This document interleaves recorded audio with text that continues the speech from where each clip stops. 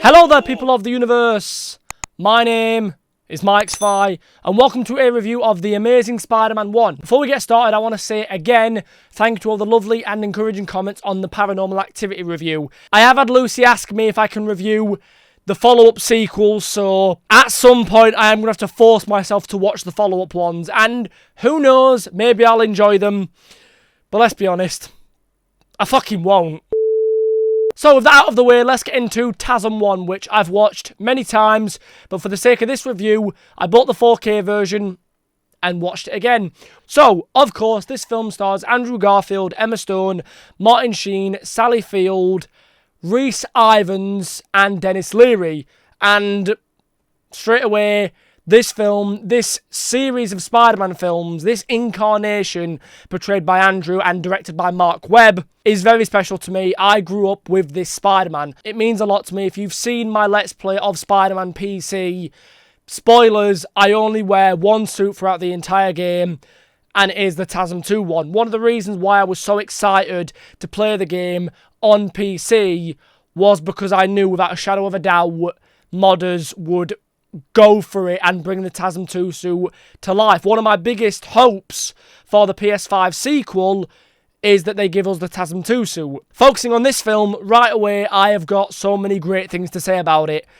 The acting from Andrew, he is brilliant. And then Emma Stone as Gwen, she is brilliant. And it goes without saying, you know what I'm going to say, the chemistry these two have, regardless how much you want to debate, is it because they're great actors, which they are, but like, is that why the chemistry is so good?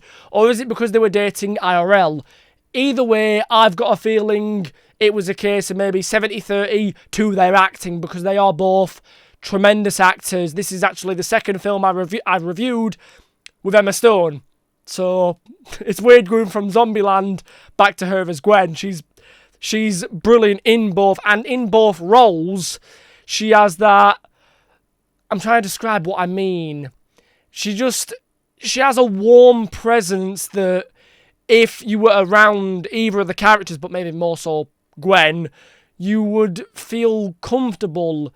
The scene where, obviously we won't get into spoilers till later, but the scene on the balcony with Peter and Gwen, we all know what I'm talking about.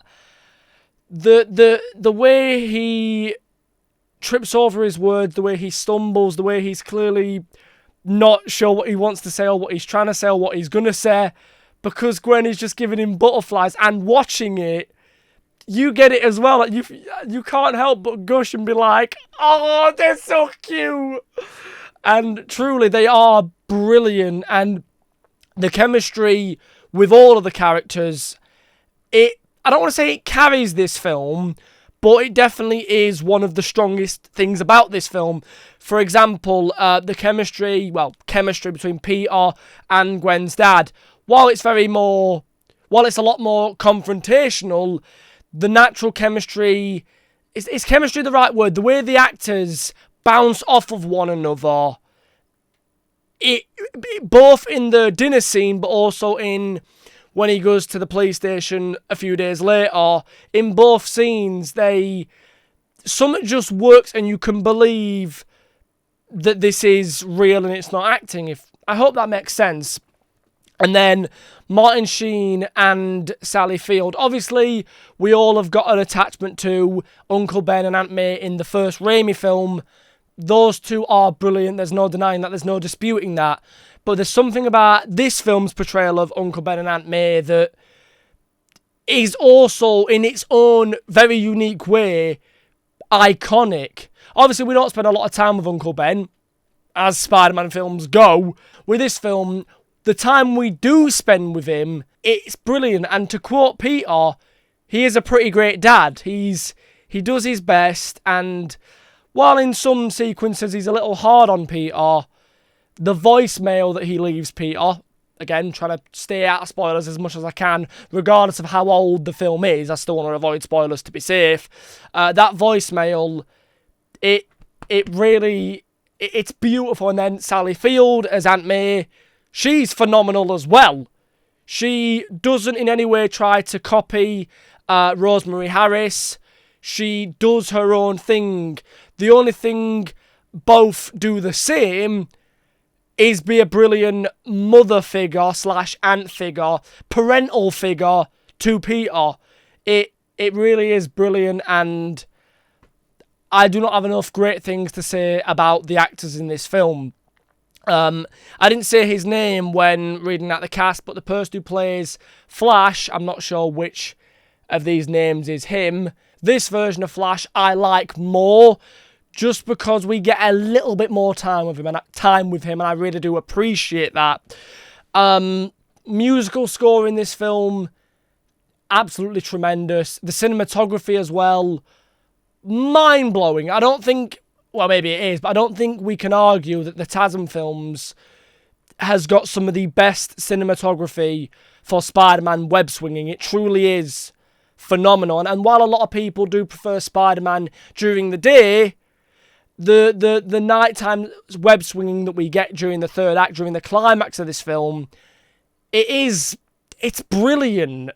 And the first person POV-ness of it, that's brilliant as well. Like, with most Spider-Man films, I will join in and pretend I'm swinging with them anyway, but this one especially, and the sequel, they make you want to do it even more. And it's honestly brilliant. So, before we wrap up, let's move on to very quick segment of spoiler alertness. Go to this timestamp here. I'm trying to think, what can I talk about in terms of spoilers? I do want to say Uncle Ben's death, while in many ways I was going to say I prefer the one in the Raimi films because Peter gets to say goodbye. He gets to hold his hand and it's a little less hard.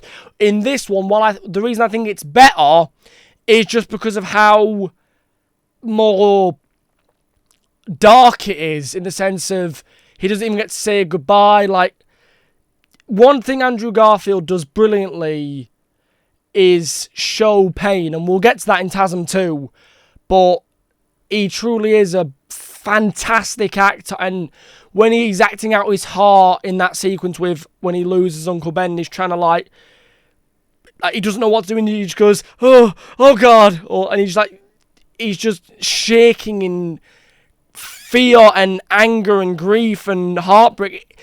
You can feel every single beat of every emotion, and it's brilliant. It really is brilliant. And since we're in spoilers, I want to expand on the dinner sequence with Gwen's dad and Peter, with Captain Stacy and Peter.